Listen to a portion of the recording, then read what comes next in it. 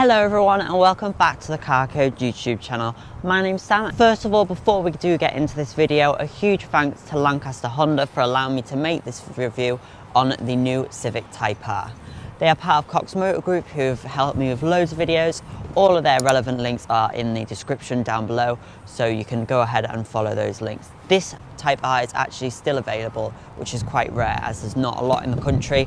So with that, let's get into the review. This Civic is the 11th generation. It's based on the 11th generation normal Civic, but it's a little different to that in the terms of their engine and transmission, everything like that. But you do have the basis of the normal Civic underneath. That is what this car is based on. I'll show you a little bit of the design differences on the outside. As you can see, it does look very different, but you could definitely tell it is a Civic. Some people have said it's got a more grown-up look from last time, but it's definitely got that outlandish look, and I do prefer it a lot more from the previous model.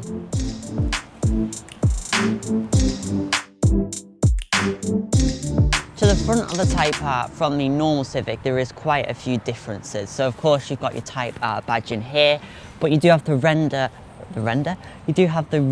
Honda badges on the front instead of what you get the blue and black on the hybrid or silver on previous models. So that is very iconic to the Type R. The headlights are the exact same units. They're full LED headlamps as standard. Look really great. They're sort of inset into the grille. They've got sort of a nice brow line on there and they blend in very nicely. The sensors are nice and hidden there as well. You've also got the honeycomb grille there and some more honeycomb underneath, and the front splitter. It all looks really great. It's quite a different look from the normal Civic, but you can still tell it's got the Civic DNA in it, and I just love the look of this car. It's one of the best looking hot hatches out there, 100%. If you're not a fan of these wheels, then quite frankly, it's tough. These are the only wheel options you get, and that's no issue at all. Normally, I'm not a huge fan of black alloys, but I think these look excellent on this Type R. They are in matte black paint, and they're the 19-inch. Quite similar to those on the normal Civic Sport. In comparison, these are the 18-inch alloys on the normal Civic Sport. And as you can see, these are a little bit dusty, a bit dirty, so they kind of get the same vibe. They're the exact same pattern design, but on the normal Civic, 18 is the max size. I think it's big enough anyway. The R didn't really need the 19 inches, but they still look great. Now, there's very low profile tyres, so I can't imagine the ride being extremely comfortable, but in a hot hatch performance vehicle, that's not exactly expected, is it?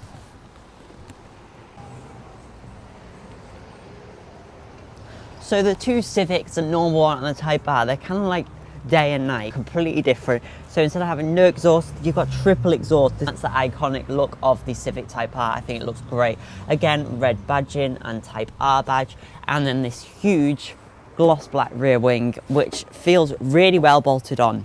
It's solid, it's not going anywhere, which is great. The build quality overall on this car is absolutely excellent. I think it's one of the best on the market, best in class. But again, you are going to be paying the price for it. This is a collector's piece. Someone who buys this car knows exactly what they want, and if they've got enough money, they're most likely going to get it. So sometime later, I've actually managed to find the bonnet catch. It's not on hydraulics, it is just with a prop up, and that's a little bit unfortunate as a lot of enthusiasts will be showing off this engine bay at shows, but it's no big deal. It's quite old school and nice.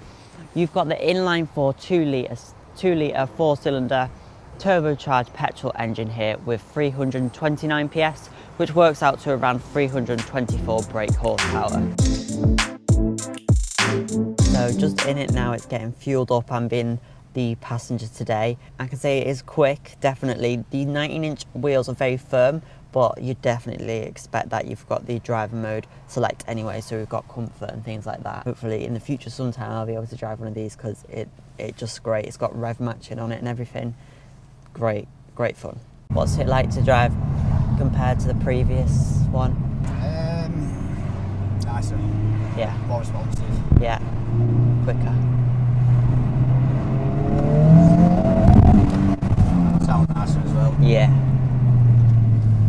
Can you feel me this bit? I can do. Oh no. Oh. It sounds good.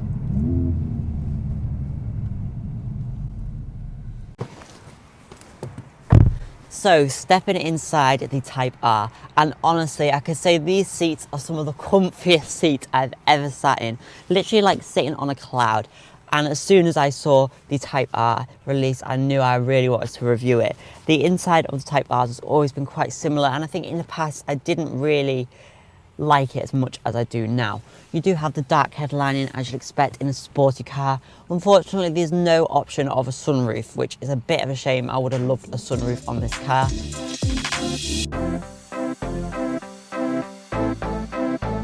You've got the metal gear knob for the 6-speed manual, which feels very cold today. It's a little bit nippy, so that's it's a tiny annoyance, but it's still there.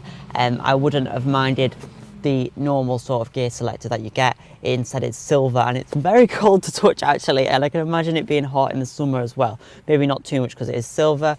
Again, you've got the red badge on the steering wheel, and it just all ties in together so well. These sports seats hug me really well. Now, if you haven't noticed, I'm quite slight, so lots of car seats are a bit big for me. I'm not trying to be like, oh my god, like car seats too big for me, but like these feel a little bit, they feel like they're actually made for me. Like if I was going around a corner, like they are. So if you're a bigger person, they probably might not be sufficient for yourself. The steering wheel is similar to that in the normal Civic, completely round, which I don't mind at all. I really love the look of it, but it is actually wrapped in Alcantara instead of in leather. Feels so nice to touch. It's like a cuddly toy, and that's not going to age as well as a leather steering wheel though, so you just need to make sure that's kept clean. You've got the 9-inch center touchscreen, what you have on all models of the Civic.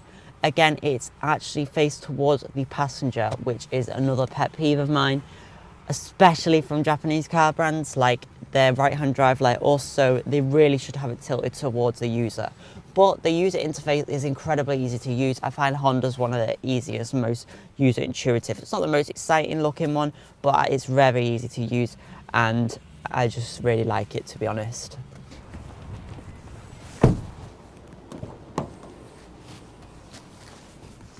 Let's see what your backseat passengers are going to be like in this Civic.